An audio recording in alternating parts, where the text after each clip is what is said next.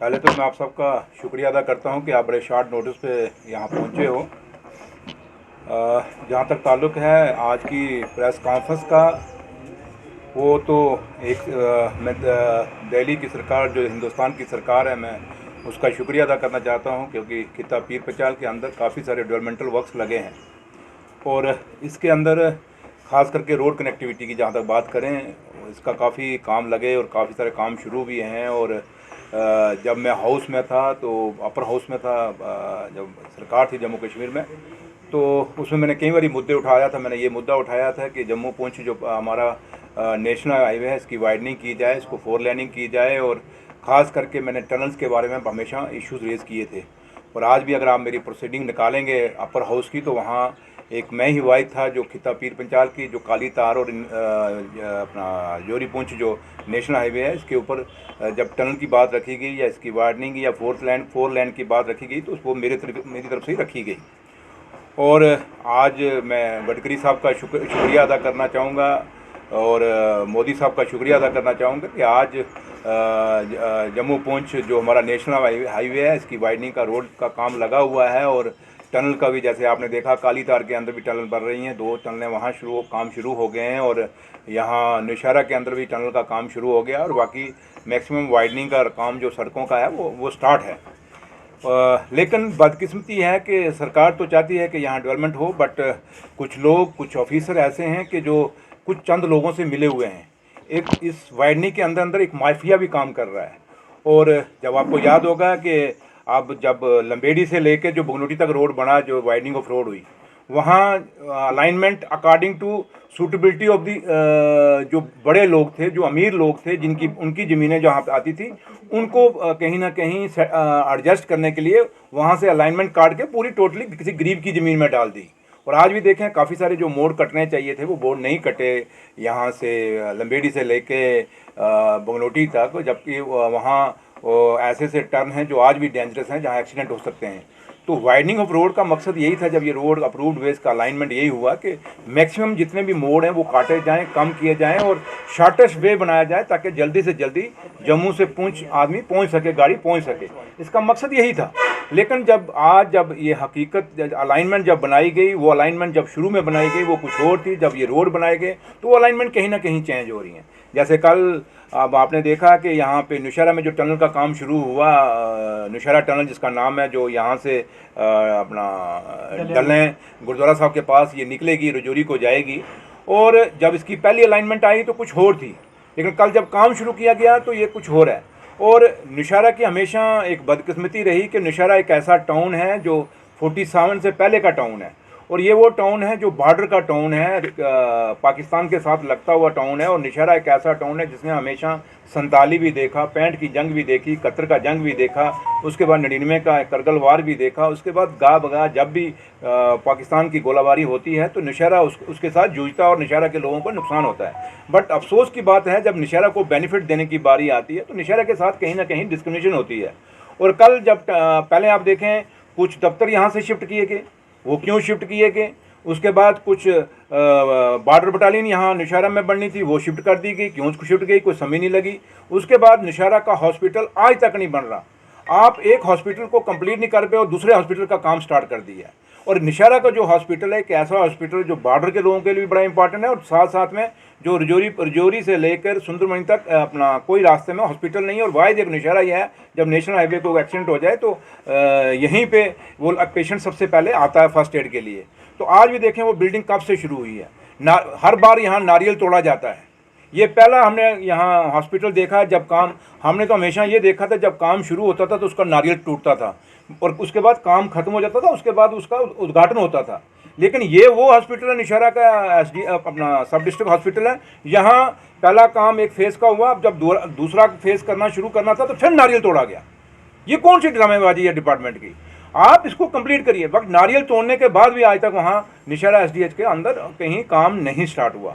तो इसलिए जहाँ तक ताल्लुक है, नौशहरा के साथ हमेशा डिस्क्रिमिनेशन हो रही है। और नौशहरा जब नेशनल हाईवे पहले भी बना तो उसमें भी आपने देखा कि जो नेशनल हाईवे है वो टीसीपी पुल से बार से जम्मू चला गया था और नौशहरा बाजार जो है उससे 5 किलोमीटर दूर हो गया था।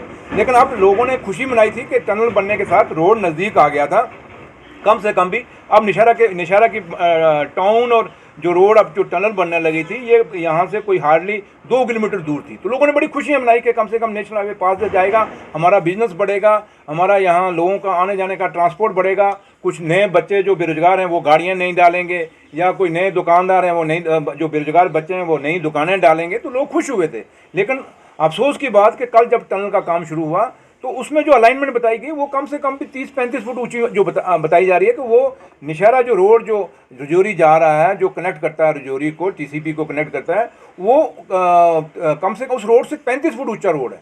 और ये कह रहे हैं कि उसके ऊपर वो एक फ्लाईओवर देंगे, फ्लाईओवर से नीचे वो रोड जो निशारा का है। लेकिन निशारा के लोग अगर उस जो टनल का फ़ायदा नहीं ले पाएंगे, अगर वो रजौरी या पुंछ जाना चाहते हैं या जम्मू जाना चाहते हैं, तो उन लोगों को घूम के राजल जाना पड़ेगा। राजल से वो फिर द्वारा से कहीं ना कहीं वो उस रोड पे नेशनल हाईवे के ऊपर चढ़ सकेंगे।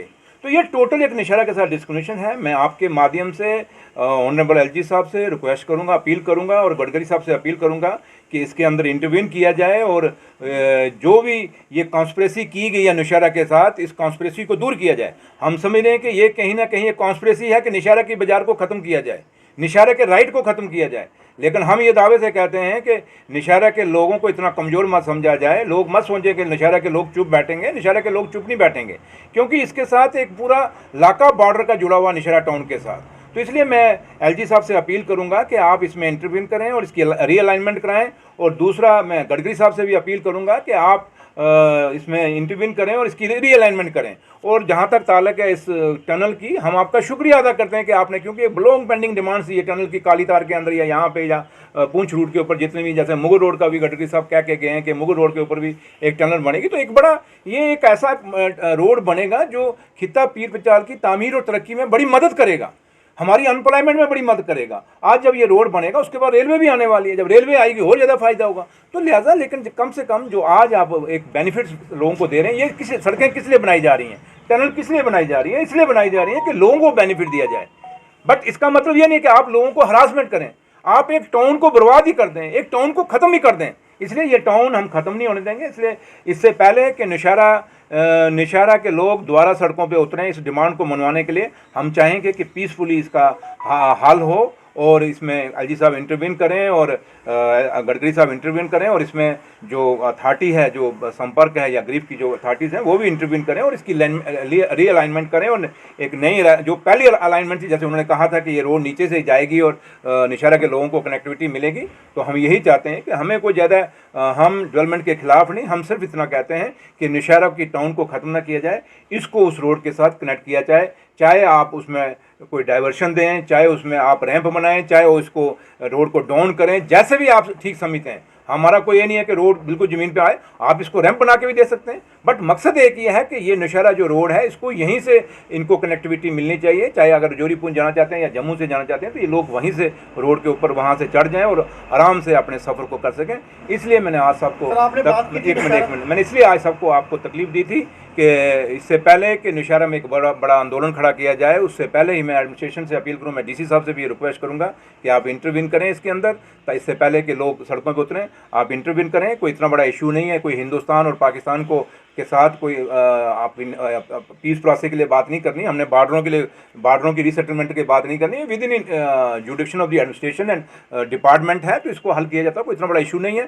तो लिहाजा अभी भी कुछ नहीं बिगड़ा, क्योंकि अभी काम शुरू हुआ है और इससे पहले कि ये टनल बन जाए, फिर लोग सड़कों पर उतर जाएँ, एक तकरार हो जाए बिटवीन एडमिनिस्ट्रेशन एंड गवर्नमेंट, उससे पहले ही इस मसले को हल किया जाए, ये उम्मीद करते हैं और यही अपील हम सरकार से करेंगे कि इसको जल्दी से जल्दी सॉर्ट आउट किया जाए। आपने कहा था कि नौशहरा से धीरे धीरे सभी ऑफिस जो हैं निशारा डिस्ट्रिक्ट की ताल्लुक है, हमेशा लोगों ने कहा है कि सेंट्रल प्लेस में होना चाहिए, निशारा के सेंट्रल प्लेस में होना चाहिए। और जब 52 दिन का एजिटेशन हुई थी, हमारे बच्चों की आंखें चली गई, टांगें टूटी, काफ़ी सारे लोग जख्मी हुए, व्यापारियों को बहुत नुकसान हुआ, रेडी फड़ी वालों को बहुत नुकसान हुआ।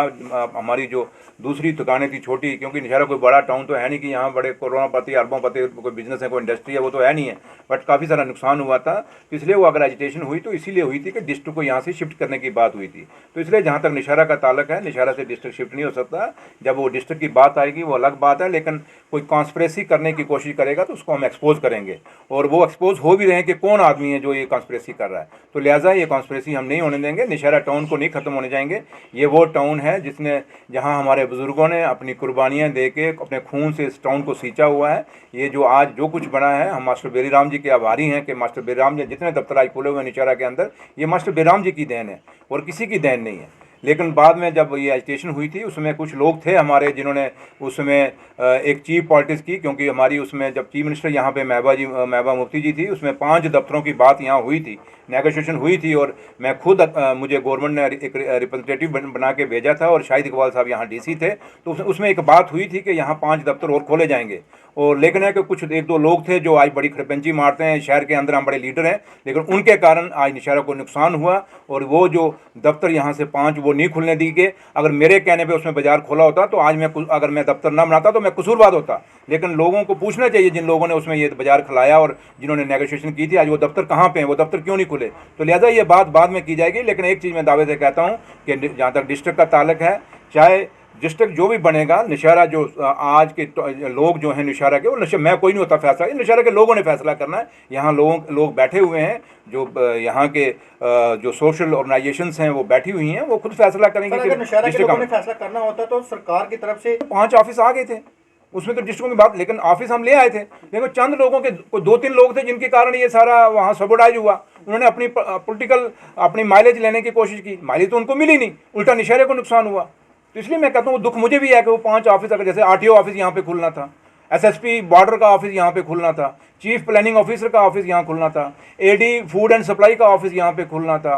तो इसलिए काफ़ी सारे ऑफिस, तो 5 ऑफिस जो मैंने यहाँ पे हमने एग्रीमेंट हो गया था, और शाम को ऑर्डर निकलना था, लेकिन उसमें 2-3 लोग थे जिन्होंने पूरी की पूरी एजिटेशन उसको सबोटाइज किया था। तो वो नौशहरा के लोग खुद, इनको आए लोग जानते हैं, नौशहरा के लोगों को बताने की जरूरत नहीं वो कौन कौन से लोग हैं।